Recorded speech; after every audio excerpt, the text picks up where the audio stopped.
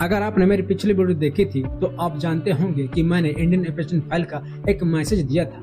आज वो पूरा हो रहा है। अगर आपने कभी जेफरी ऑपरेशन के बारे में सुना है तो आप जानते होंगे कि कैसे एक व्यक्ति सालों तक दुनिया की नजर से बचकर बहुत गंभीर गलत काम करता रहा। लेकिन बहुत कम लोग जानते हैं कि भारत में भी एक ऐसा मामला है जिसे लोग इंडियन ऑपरेशन फाइल कहते हैं। ये कहानी है उत्तर प्रदेश के बांदा जिले की। एक छोटे शहर में करीब 10 साल तक एक ऐसा मामला चलता रहा जिसका किसी को शक तक नहीं हुआ। लेकिन जब जांच हुई तो सामने आए 33 नाबालिग बच्चे, डिजिटल सबूत और एक सरकारी इंजीनियर, जिस वजह से कई लोग आज भी इस केस को इंडियन ऑपरेशन फाइल कहते हैं। सोचिए जरा, एक ऐसा घर जो बाहर से बिल्कुल सामान्य दिखता था, लेकिन उसी घर के अंदर करीब 10 साल तक एक ऐसा सच छिपा रहा जिसके सामने आने के बाद जांच एजेंसियां तक हिल गई। लेकिन इस केस की सबसे हैरान करने वाली बात यह थी, ये मामला किसी शिकायत से नहीं खुला, न ही किसी पड़ोसी ने पुलिस को बताया, बल्कि यह मामला खुला डार्क वेब पर हुई एक इंटरनेशनल डिजिटल जांच से। क्या आपको यकीन होगा ऐसा क्या मिला था उस जांच में? आज पूरी सच्चाई बताता हूँ, वीडियो के लास्ट तक बने रहें।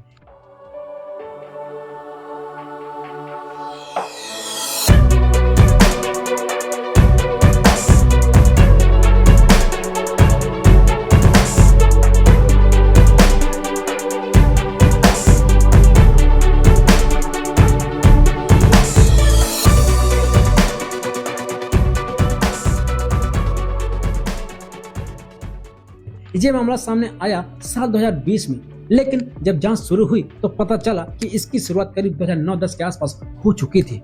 यानी लगभग 10 साल तक सब कुछ छिपा रहा। इस केस का मुख्य आरोपी था राम भवन, जो सरकारी सिंचाई विभाग में जूनियर इंजीनियर के पद पर काम करता था। सरकारी नौकरी, स्थिर जीवन और समाज में एक खास पहचान, यही वजह थी कि किसी को भी उस पर शक नहीं हुआ। लेकिन जांच में एक और नाम सामने आया, उसकी पत्नी दुर्गावती।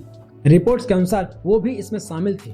जांच एजेंसियों के अनुसार आरोपी आसपास के बच्चों को अपने घर बुलाता था, कभी मोबाइल दिखाने के बहाने, कभी इंटरनेट और कभी छोटे छोटे लालच देकर।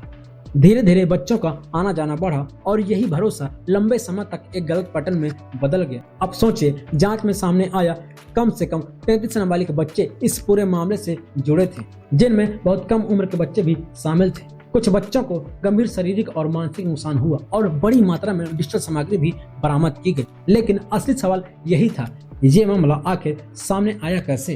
क्योंकि इतने सालों तक किसी को कुछ पता ही नहीं चला और फिर एक ऐसी जगह से सुराग मिला जिसकी किसी ने उम्मीद भी नहीं की थी। साल 2020 में इंटरपोल ने सीबीआई को अलर्ट किया कि डार्क वेब पर भारत से जुड़ा चाइल्ड अब्यूज मटेरियल बिक रहा था।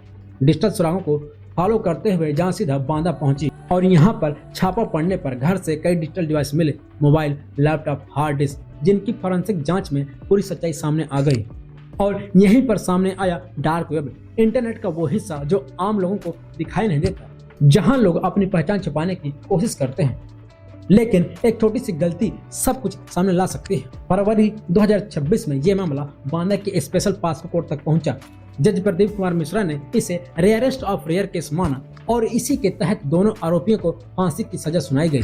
साथ ही अदालत ने यूपी सरकार को हर पीड़ित बच्चे को 10 लाख रुपए मुआवजा देने का आदेश दिया। और आपने जो मैसेज देखा था वो इसी सच्चाई की एक छोटी सी झलक थी। ये सिर्फ एक क्राइम स्टोरी नहीं है, ये एक चेतावनी है। अक्सर सबसे बड़ा खतरा वहीं छुपा होता है जहां हमें सबसे कम शक होता है। और अगर आपको लगता है कि यह मामला शॉकिंग था तो अगली वीडियो के लिए तैयार रहिए, क्योंकि 1992 में राजस्थान के अजमेर में एक ऐसी भयानक घटना हुई थी जिसने पूरे सिस्टम को हिला दिया।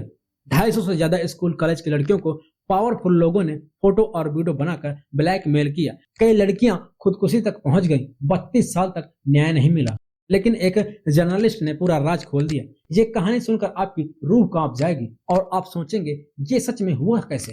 तो अभी चैनल सब्सक्राइब कर लो, बेल आइकन ऑन कर लो, ताकि अगली वीडियो का ये शॉकिंग सच सबसे पहले आपको मिले। जय हिंद।